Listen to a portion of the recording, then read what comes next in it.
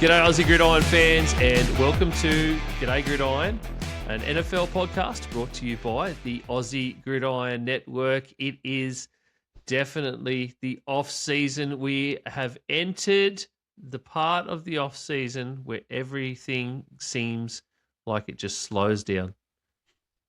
But we're still here and we're going to just bring you a bit of an episode and talk about a couple of things that are going on locally, as well as hitting up a bit of free agents and looking at who is out there and where they might fit, and a bit of everything else general in the NFL and around us. I've got Nick and Isaac here with us for this episode. Brad is away on a rendezvous with his lovely bride. So midweek rendezvous when you're a teacher, that's very interesting to me. Anyway, must be retirement age. Yeah, I know. He must be getting close. Good luck to him. I wish I was closer. So we're here. Or retirement age? A bit of both, actually. Let's a bit of both. A little from column A, a little from column B. How are you doing, Isaac? We haven't seen you in a couple of weeks. Feel good. Just chugging away at work. It takes me away from doing this stuff sometimes. So, just working away. That's right. Life does. We definitely missed your overreactions last week to the Los Angeles Rams signing Ty Simpson. I tried to convey that as well as I could from your text messages and your absolute blow-ups in the group chat. And I think on every social post that we put out about it as well. Not just us. It was like Rams fan down under. It was like some of the guys from the States, and it was just like far out, man. Like what? Anyway. Anyway, so we missed all that. Nick, how are you doing this week after a massive sort of draft portion of the year? Yeah, well, as you said, everything starts to slow down now, so the days get a bit longer. You got nothing to look forward to now with the season, so yeah, what we look forward to now, mini camp. That's probably the only thing now, rookie camp. So, so this weird part of the year, but before you know it, we'll be back into it. Like as soon as we start thinking about maybe the previews and stuff like that, those come around pretty quickly. And really, it's only a few months away. If you think about it, it seems so long, but it'll get here pretty quick. Seems like a long time when you say a few months. You're right, though. You wake up in the morning now in Australia, and of course, there's always the things happen overnight here. And you wake up in the morning, and this time of year, you get like 4 or 5 notifications, and they're things like Fernando Mendoza threw passes at rookie minicamp. Yeah, great. He's a quarterback. I would expect him to throw some passes at rookie minicamp. I'd be worried if he wasn't doing it. Not attending the practicing a whole day of handoffs. Yeah. Actually, I've got something you can get weird stuff like the Cardinals saying Jacoby Brissett wants a new contract, where the Cardinals have basically told him he's not getting it because we've got Minshew. Like it's like, what are you doing, Jake Brisket? Let's wake up a bit. What do you got that we can get excited for, Isaac? The release of the G'day Gridiron podcast. Every week. Every week at some point in the week, because apparently last week I couldn't be bothered doing it for two solid days because we were on no time constraints. So that's how I definitely knew we were in the off season, because during the season, like I'm under a time crunch to produce stuff and make sure we get stuff out on a Tuesday and make sure we go out and hit our slot with the rest of the boys in the group on a Saturday. But yeah, it's now these days I'm like, Matty doesn't really have anything coming out, so I'll just stretch it for a couple of days. Me and Nick just show up, and you're the man behind the scenes, making it all happen. That's right. Well, it's all right. I need you to carry the load when we're online. Okay. Can carry a load. Carry the load. Carry a load. And like while we mentioned the group, in case anyone doesn't know, the Aussie Gridiron Network is a group we created a few years ago with the boys from what is now Aussie NFL Supercoach Fantasy Podcast, and then Manjot, and then the boys that you see here. So we created that. We're all self-funded. We're all small. We're just Aussie creators. We like talking ball. We like talking fantasy. One other thing we like to do and we've been a bit of a focus for all of us. Anyone that's been with us for a while now will know that Nick plays the game locally in South Australia. He is now an SA. What was? Sorry, Nick. I know I went to say Hogs, but it's not actually Hogs anymore, is it? Razorbacks. The The rebrand. Yes. Razorbacks. I went to throw the uni thing in there too, and I went, "Oh, hang on, that's not right." No.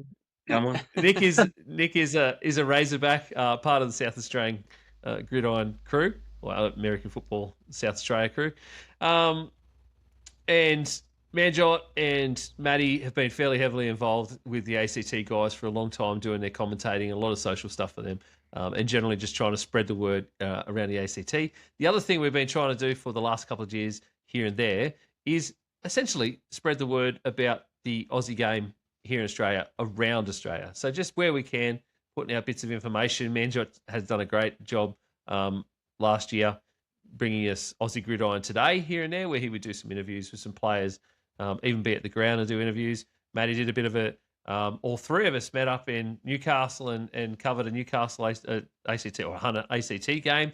That was fantastic. Today, we're going to bring you a little bit more with a G'day Gridiron flavour. So this weekend, this Saturday, 11 a.m. in Queensland, kicks off the final, the National Men's Tackle Final for Australia. Queensland versus Victoria. It's going to be a massive game. Both teams have played a couple of games against other states to get to this point, to get to the final. Queensland, both teams, I should say, absolutely walloped both sets of competitions. Queensland winning one against ACT, or both of them winning games against ACT and New South Wales to get to this point. So Queensland and Victoria have not yet played each other, which is a great thing for this game and for this final. Queensland beat ACT 63-6 and then New South Wales 43-18. Victoria beat ACT 83-0 and then New South Wales 33-0. They are on an absolute hot streak. No scores against, which is unreal. And they both meet this weekend, Nick, in Queensland for the decider of what will be, I guess, the men's national champion. Yes, and if there are some people that are tuning in from good people out at Gridiron West, they will disagree with the statement that you just made about being the overall champion. But no, we love our Gridiron West. We love our Gridiron West. That's a whole we different understand thing. the challenges being in the West. I work in the mining industry, as does Isaac to a certain extent, and I know how hard it is when you're trying to deal with people in the West in the mining industry. My father actually lives in Perth. Even just trying to talk to my dad online is a pain in the ass because they're so far away. Time zones, all that sort of stuff. We love our Gridiron West guys, and we back in them big time. Looking for a day when the whole of the country can come together once again. Every state, including you guys in South Australia, Nick, because you couldn't get a team together this year, unfortunately. Otherwise, I'm sure you would have been given one of these states a run for their money. Well, the few times that we have played Victoria, it's only been sort of one-score games, one of which went to overtime with a dodgy call at the end, but we won't go into that. There is footage of it. It exists somewhere. There will be people that live in the same state as me that will agree, but anyway, that's a separate issue. Yes, but this game, definitely the two best teams in the country. The only real game, I suppose, I don't know between New South Wales and the ACT what happened between those two when they played. Also not sure when it was. There wasn't much coverage on it, but I suppose the only real game to note that was somewhat competitive was when Queensland did go to New South Wales to play them, and through I think about a half, it was sort of kept to within a couple scores, and then just Queensland sort of ran away with it. I suppose from the outset, you'd probably look at it and you go, well, Victoria's probably, they haven't conceded anything. They're probably the best defense going into it. I think probably in terms of who would have the best overall defense, you're probably looking towards Queensland direction. There would be footage somewhere that exists the last time these two teams played, which I reckon, which was a couple years ago, 2 or 3 years ago. It was actually in Victoria. It was actually quite a good game. And I think Queensland pulled away in the second half. I think they scored a couple, and then that was pretty much it. So now from the guys that I sort of played with last year that in terms of the national team, there would be a fair few that would be playing in this game. There are also one thing to note why I think it might be a little bit closer this time around is because I have heard there are a fair few guys from the Queensland side that are now playing at clubs actually overseas. Have been given some opportunities, which is awesome. Obviously, get to some better competition overseas. From our guys here in Australia. So obviously, it's a fantastic opportunity for those And guys. and awesome that those guys can come back and just play for their state as well. In their Yeah, country. I 100%. assume some of these boys play nationally as well. Like you would have played with a couple of them in the national team. Yeah, 100%. And I mean, fair play to them. I mean, if you're signing a contract with a team overseas, playing in a pro or semi-pro comp, and then you're still wanting to play for your state, like it's a big ask. It is also a big risk, but it's obviously showcases how much it means to the guys that are actually playing for the actual state games. So yeah, I'm really looking forward to it. I mean, Victoria definitely comes in as a really good team. But up in Queensland this time, I think probably Queensland will probably just get over the line and get it done. There's just talents all over the field, particularly on that defense.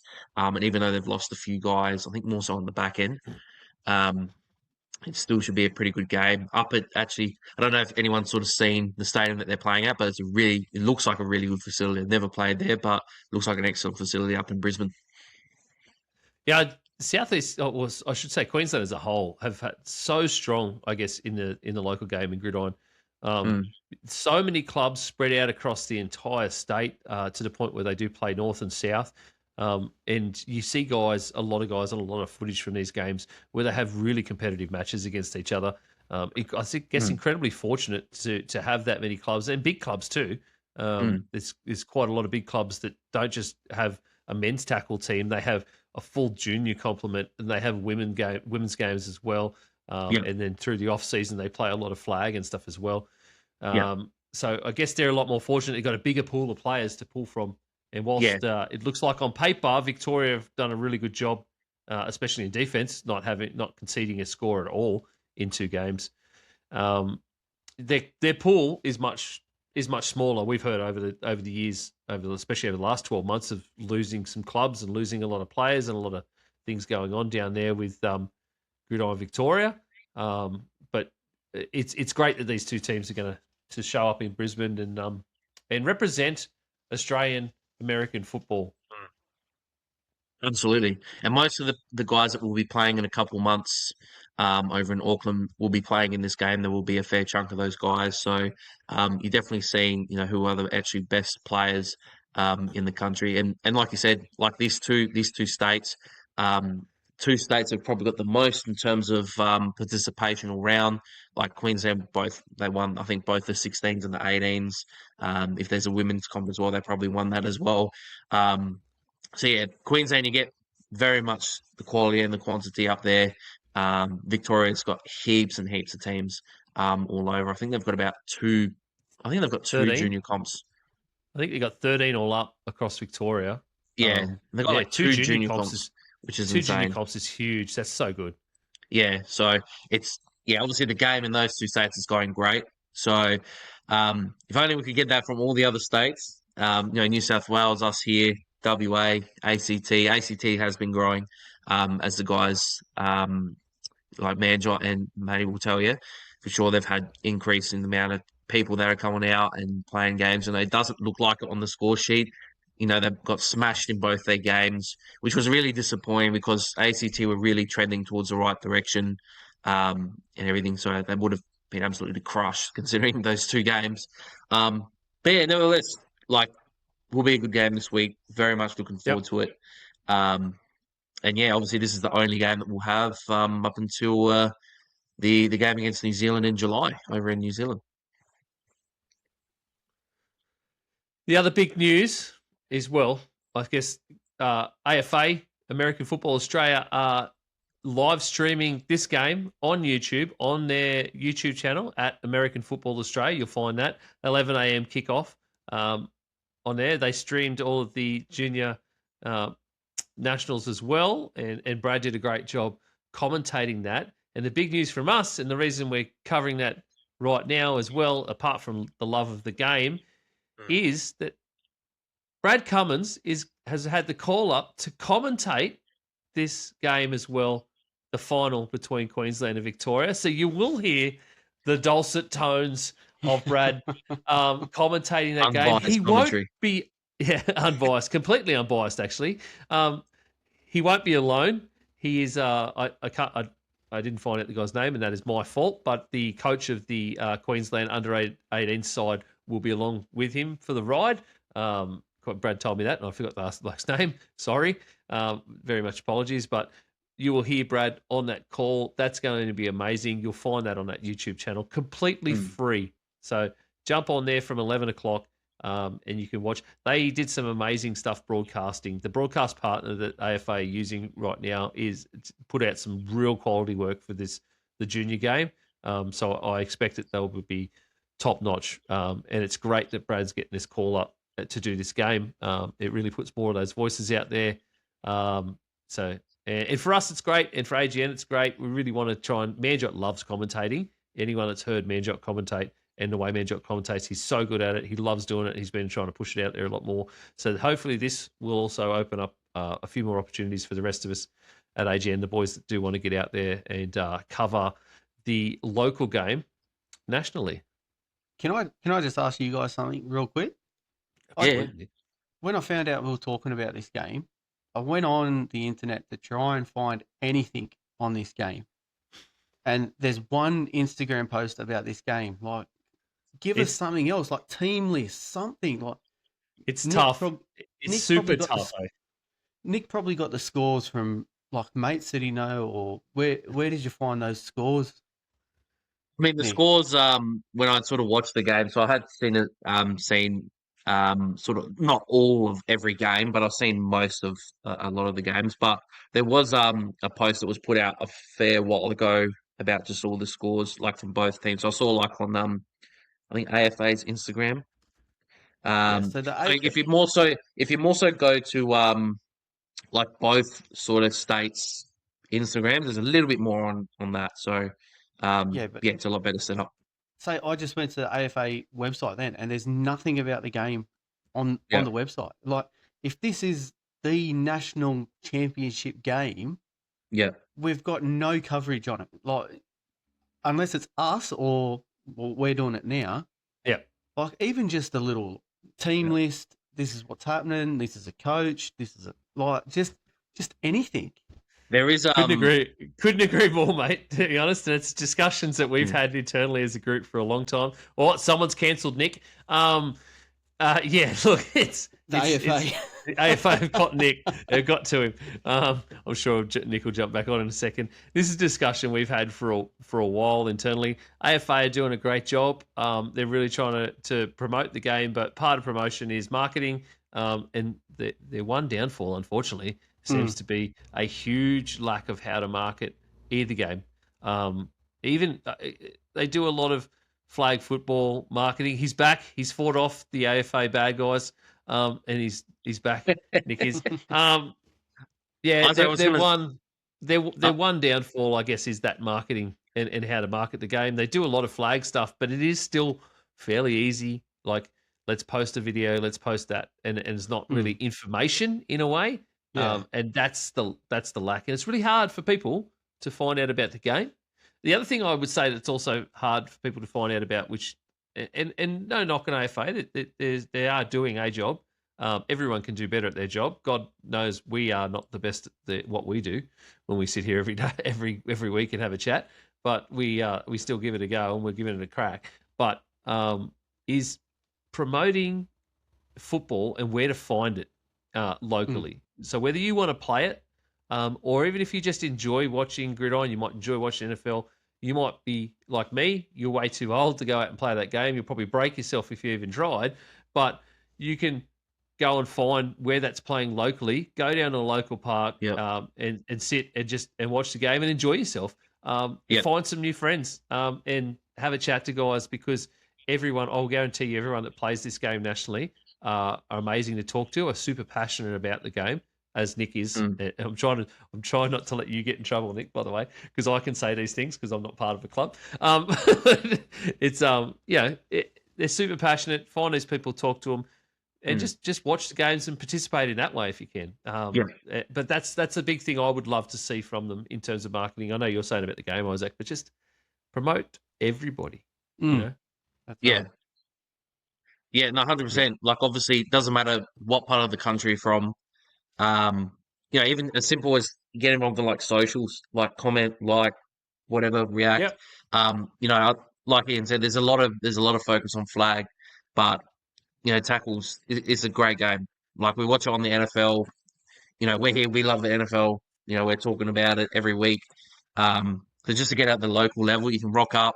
Most of I'm not sure about every other state, but most states, you know, it's free to go out to a game. It's a great day out. I know from our level here in SA, you know, we've got juniors on, then we've got seniors on, so you can make it a full day out of it. Even get involved with the club, like even as simple as just rocking up to like even just a presentation on, just being around it, just in some way or cooking a another. barbecue, So help a man the a more eyes, canteen. Like, you know, even more eyes, just more eyes. That's honestly what it is. Because a lot of the biggest thing I think at the moment, like I said, is the marketing side. Like, there's a lot of people who just don't know it exists, but love the actual sport. Like, it's crazy the amount of times I've had conversations with people, even just down here in a small city in Adelaide, and it's just like, I did not know the game existed, but you can talk for hours about, you know, the NFL and college even. So it's insane. And look, I should probably preface that this isn't just an AFA related issue. A lot of the clubs aren't great at marketing themselves, and coming from a different sport where I'm playing round ball, it's the same thing. There's a lot of clubs I play with or play against or in our region. They're not good at marketing themselves and what their kids are doing and all this sort of stuff. That's just a club thing, you know. And everyone needs to get better at that. But yeah, you just Google gridiron near me. Even gridiron's the easiest one. Putting American football in sometimes you'll get a lot of NFL content. But if you look for gridiron, the algorithm will usually bring up something near you. As we said, there's tons of clubs in every state. Go down there, support your local club, watch a game, buy some stuff from the canteen. You know, do all that kind of stuff. Help out. Get involved wherever you can. I guess I should say I am too old to play the game, but I could probably referee it. You know, so there's also that because we need refs to be able to play these games. It's the same with any. So we're gonna get Ian on the mic, the main umpire there. I could probably do that. I'm a bit scared to commentate, and I've told Matty and Manjot this. I said I don't think I could do what you do because I get too focused on watching the game. I get stuck in just watching what's going on, and my brain doesn't think enough to think ahead when I'm watching a game like that. I do that with round ball as well, even on the sideline. And when I coach, and my team is over 35s, like I will stand and watch what the boys are doing for 20 minutes and realize I probably need to sub myself on at some point. And I get stuck in who am I going to sub off, you know? And it's just like, what am I doing? What am I doing? As a coach, when I'm coaching juniors, I need to stand there and I talk at them constantly, not in negative ways. It's usually just trying to pick them up, going, you're doing well, you're doing well. And if I'm not doing that, I go dead quiet. And I've been told from parents that that's not a good thing. And it's usually because I'm way too engrossed in what they're doing. If I'm quiet, I'm just looking at how good they're doing. I'm like, they're amazing. What am I doing? You know? Yeah. So I get told at my games or my daughter's games, I've got to go stand away from the family because I sit there and commentate it. And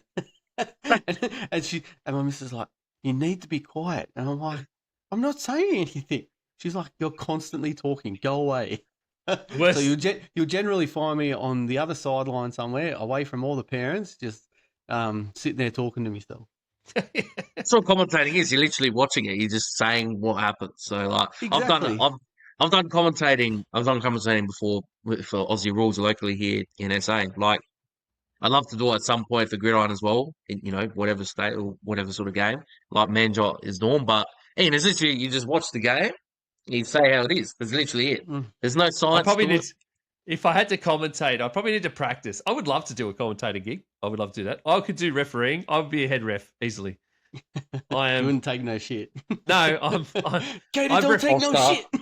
Okay.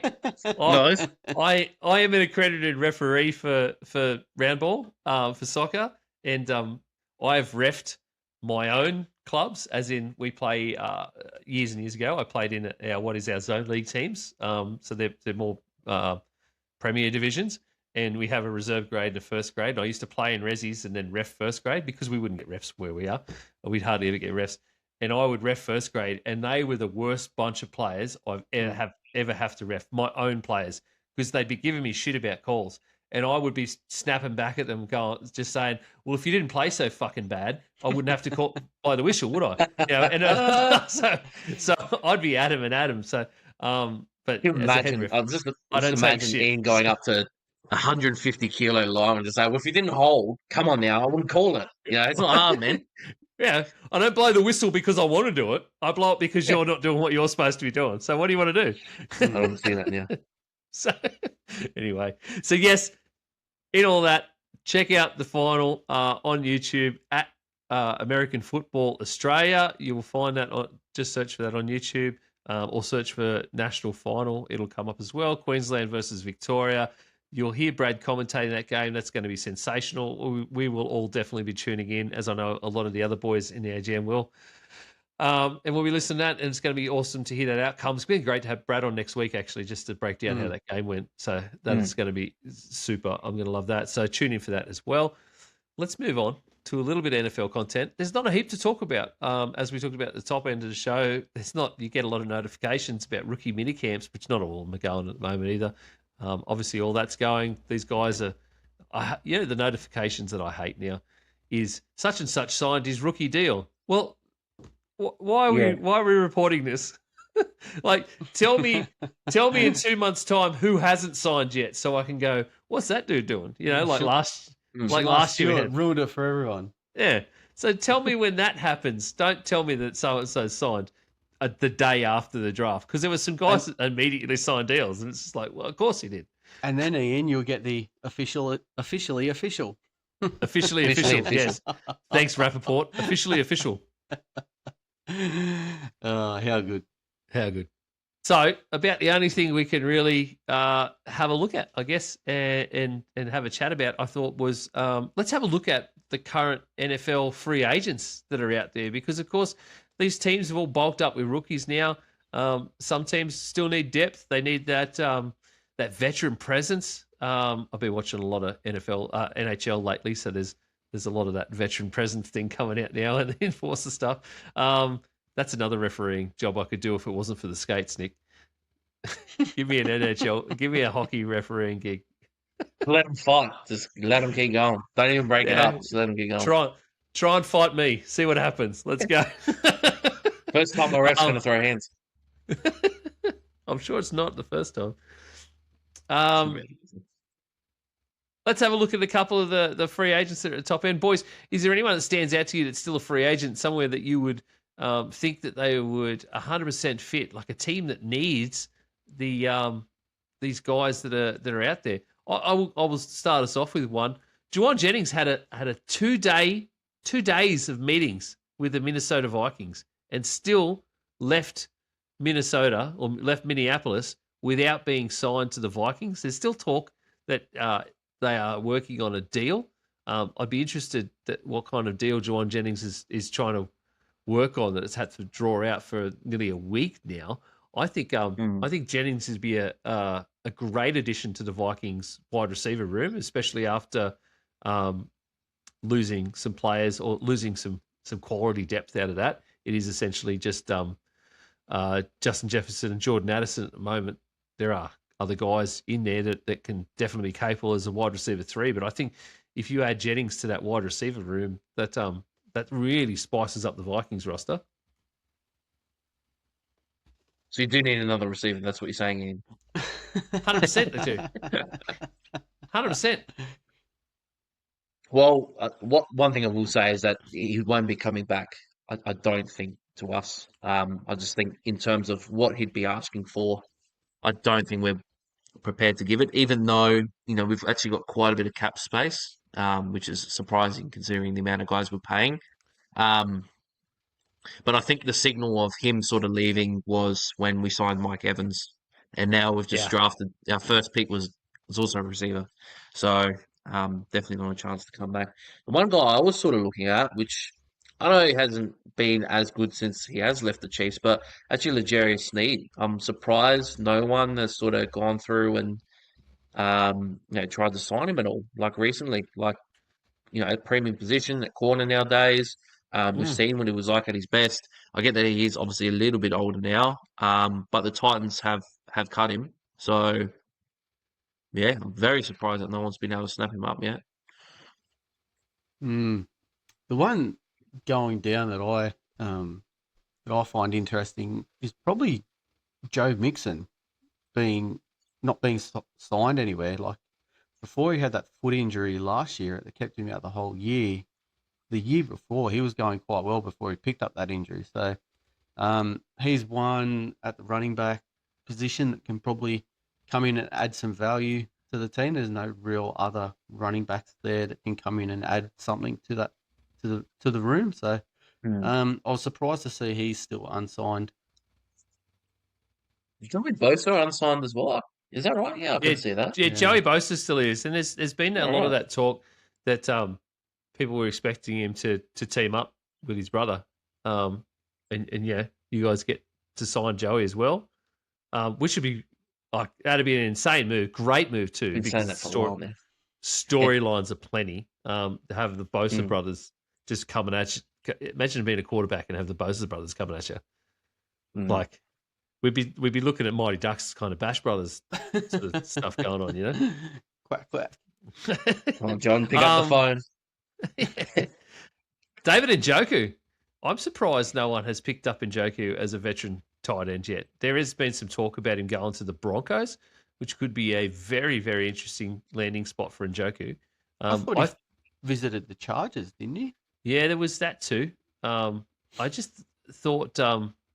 I thought someone would have just sort of snagged him by now. He's only 29, and for a tight end, that is still, reasonably young. I guess middle-aged when you talk about playing as a tight end. And like his play is still very good. Last year was like 33 receptions and 4 touchdowns. But it's also he does still play a lot of a traditional tight end role as well. So I'm confused that someone hasn't snatched him up, or he hasn't signed somewhere. Do we think that someone's going to snap up Tyreek Hill before all the mini camps start? I don't think at the start of the season. I think he's more of an in-season one for like if they go a couple of wide receivers down and the marketing guy will do what he needs to do, and Tyreek will be out there running routes and that, looking fast as hell. I think when I was looking at this, I looked at Tyreek and I thought he's probably a mid-season hire rather than before minicamp and getting him in there. That's my personal opinion anyway. I just wonder if someone, like sort of a team that's sort of towards the top, trying to think of an example of someone that's been really good at maybe would go after another receiver. So thinking maybe even the Bills or the Patriots, like they could sort of be, particularly for in-division sort of rivals, they're two teams that, it's sort of a low risk, high reward sort of situation. They get a position guy in a position that they need, even as a number 2 even. Like that's a pretty good addition. And then as the season goes on, gets a bit healthier, gets a bit fitter. So I just wonder if someone's going to try and snap him up early as just, sort of just a staring contest between all these good teams that are probably need a receiver, or even ones that have got like a really good receiver that's like, well, if he works out for how many $1 million, why not, sort of thing. Yeah. Well, there's still a lot of good receivers out there too, though. I think guys that would probably give you more value than Tyreek Hill would, unless he's willing to take a huge pay cut. I think he is going to be a guy that is going to be sort of trade deadline-esque. So it'll be that middle of the season before the trade deadline hits, as Nick was sort of saying. Yeah, he's going to be a lot further down.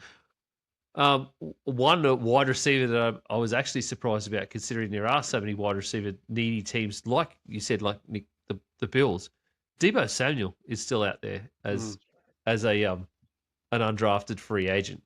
So, an unrestricted free agent, I should say.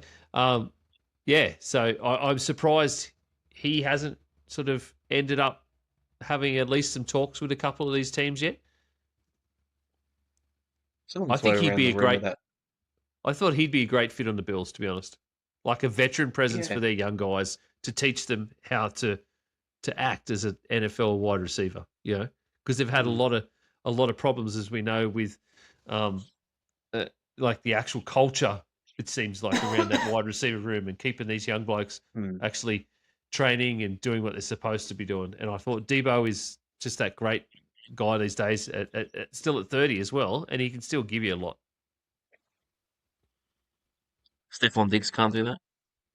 Yeah, I know. Could you imagine Diggs going back to the Bills? I don't think that's going to happen. I don't think that happens. Some of the Vikings faithful were going, "We should get Stephon Diggs back." What the hell? Why would that happen? Yeah. I've got a question though. At the list we're looking at, Brandon Ayuk's on there. He hasn't been released by the 49ers, and he's contracted to them, right?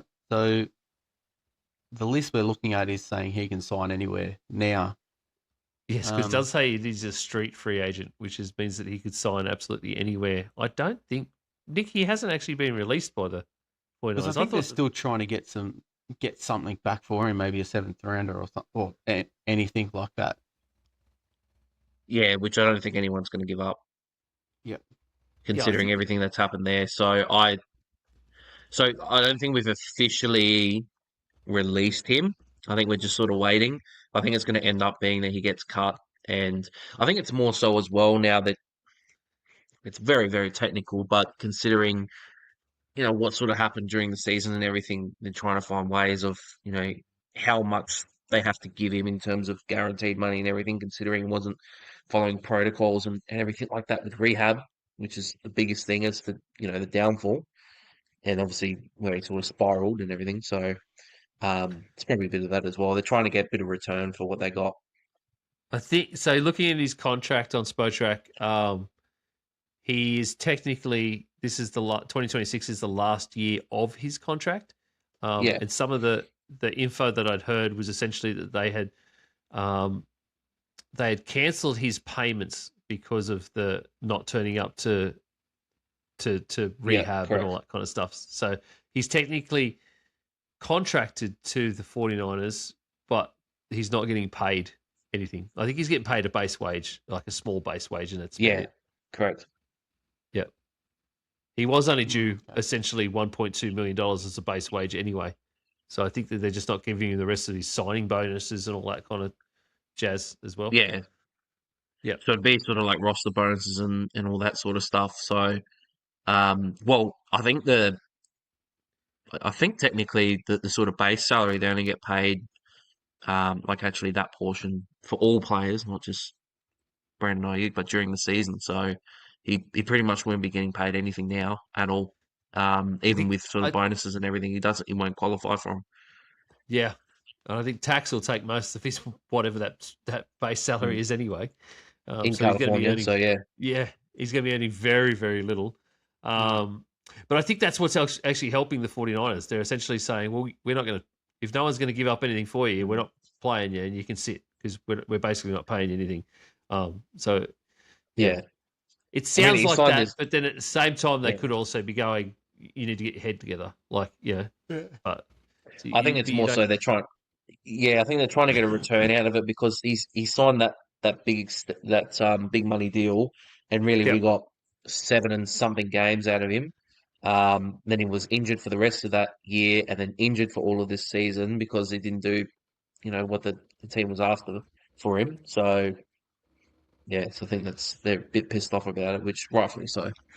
So do we think Diggs is the best remaining free agent left that can sign anyway? Is he the best?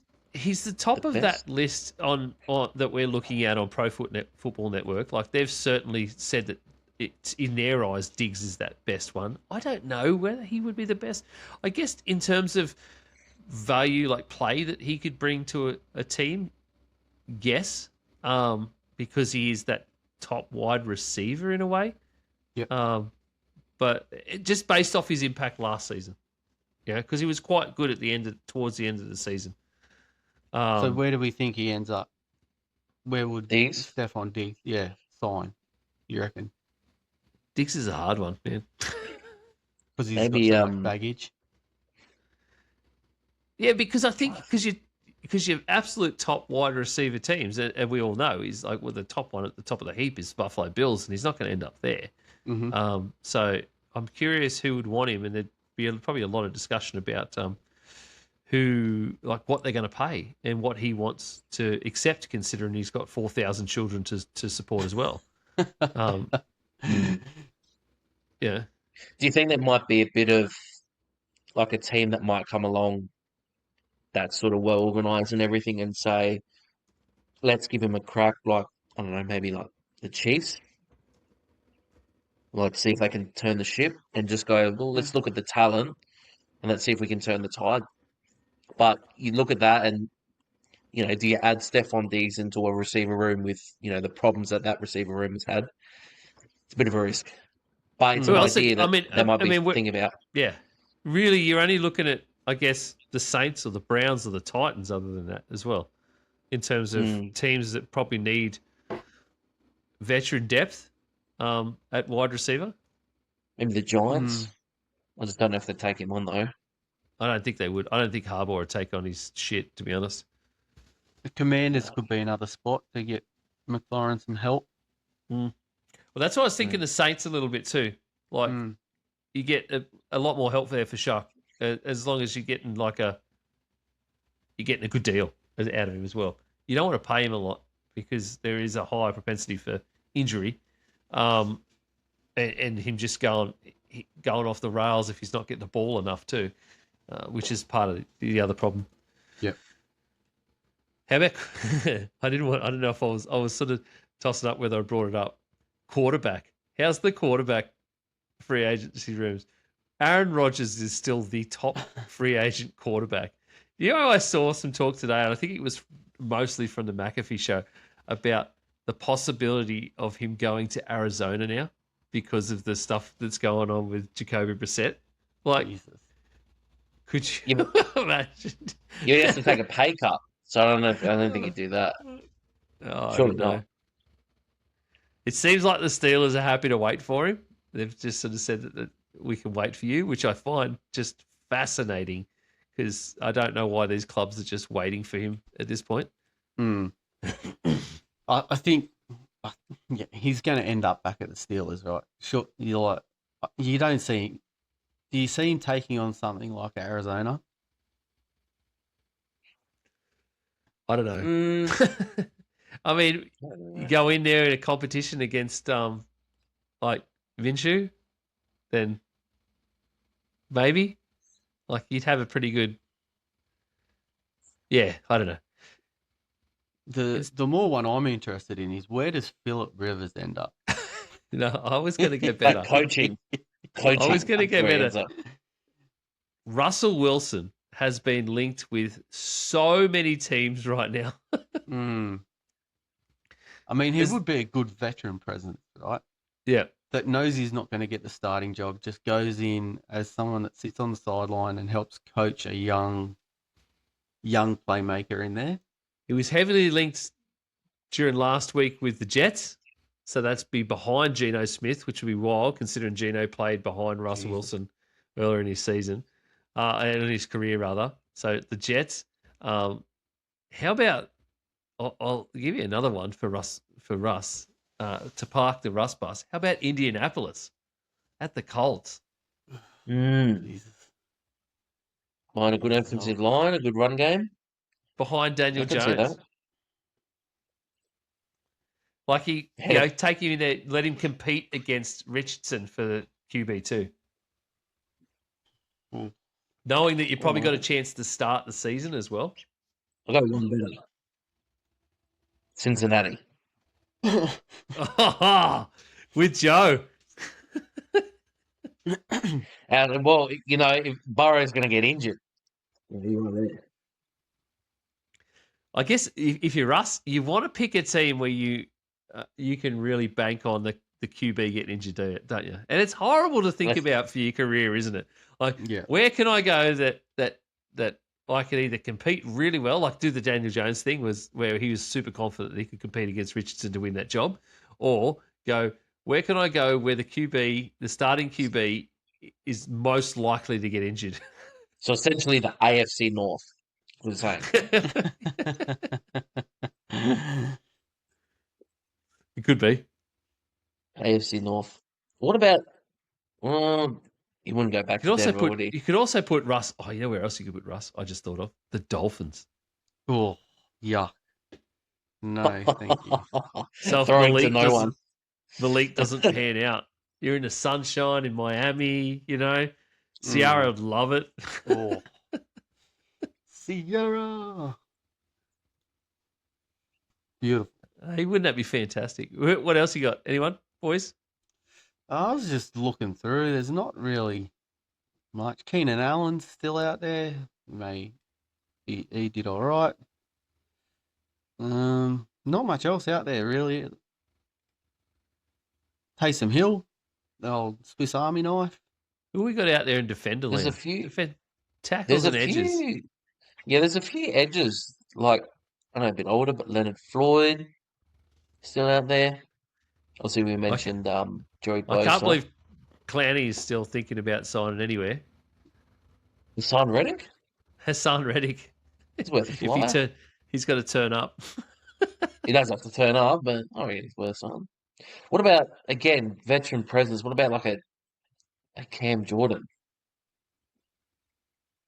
Get him involved in like a sort of same with obviously Von Miller, because I think he's playing around. He's on like a 1-year deal. For those sort of guys that, you know, can provide that bit of presence, bit of leadership defensively. Yep. What we're looking at edge rushes, Nick. Gross Martos. He's a free agent. He's only 28. Given that you would know he's played better than anyone from watching 49ers games for so long, where do you think he'd fit in the grand scheme of things? Such a young guy for an edge rusher, and he's out there as a free agent. I just don't think he would have. Well, at least speaking from our perspective, considering we had that many injuries, and he actually got injured a little bit as well. He was part of that group, but I don't know. I just don't think he would sort of start for us at the moment if we're fully healthy. So he's a second or third string guy. I suppose it really depends. Like you might get a team that's desperate for an edge. You might make something out of it. I was going to say, out of the guys that were playing for us last year, that were edges, probably Bryce Huff is probably the one that should be more noticed about, because he's same age and he's definitely a better pass rusher, like definitely a higher floor. So I sort of be leaning towards more him as to, because he would start for a decent amount of teams, I would say, for sure, Bryce Huff.